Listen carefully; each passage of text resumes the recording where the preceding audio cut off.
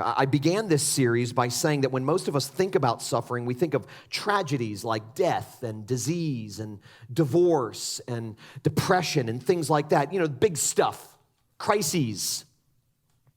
But suffering, as we've seen week in and week out, suffering is so much bigger than that. It's so much broader than that. Suffering may take the form of a crisis like divorce or death, but more often it's daily irritations like resentment, like loneliness, like disappointment. Suffering may be the shocking news of a brain tumor, or it can be something more ordinary, like a strained relationship that never seems to get any easier. That's the suffering that most of us are acquainted with. And we all know that when it comes to suffering, there's no such thing as getting a grip on yourself or snapping out of it. Job knew this firsthand. If this story teaches us anything at all, it teaches us that there are no pat answers to pain. I said early on that we never just suffer the thing we're suffering. We also suffer the way that we're suffering the thing we're suffering, which compounds the suffering. It's what Job experienced with his friends. It wasn't just that he lost his children and lost his wealth and lost his livelihood and lost his health. That was bad enough. But then his friends roll around and they start telling him things like, Job, we know how the world works and we know how God works. Good people get good stuff. Bad people get bad stuff. You're clearly getting bad stuff. What did you do wrong? Well, now Job's not just suffering what he lost, but he's suffering the way he's being counseled to suffer.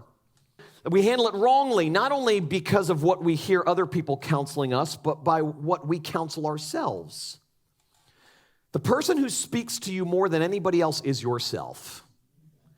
It is. And so if we don't understand at some deep level how to suffer, we will suffer more.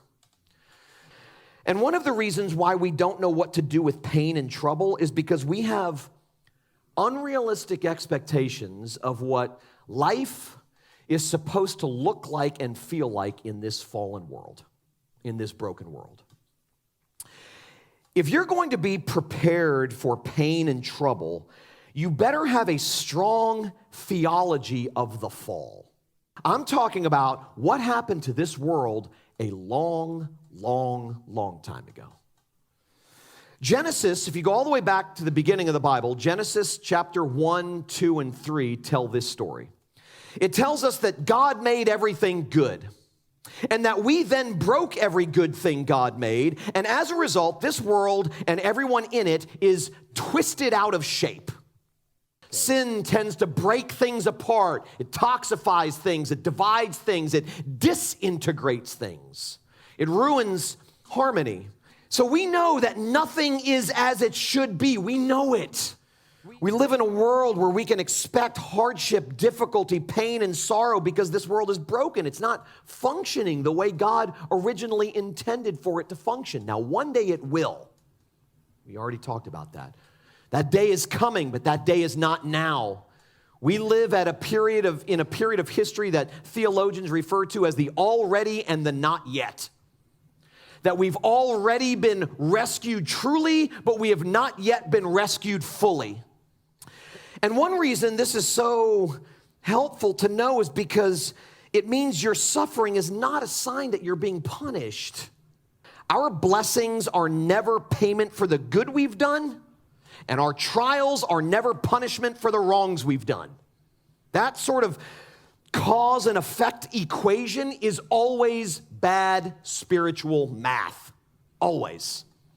It's not good. That God gives good things to good people and he gives bad things to bad people. And that God is up in the heavens doling out misery in proportion to our sin and bad behavior. That is the way that Job's friends spoke about God. That was their theology. And God had something to say about that at the end.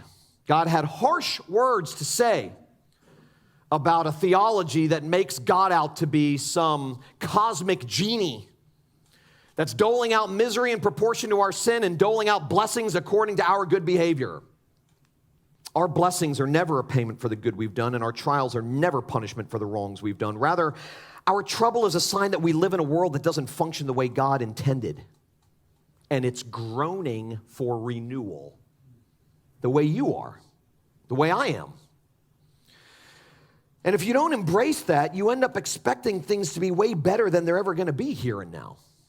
And if we don't recognize that, we will be shocked every time we fail ourselves, and we'll be shocked every time someone fails us. That's why churches ought to be, and I pray increasingly so that this church is, a place where sin doesn't shock and grace still amazes.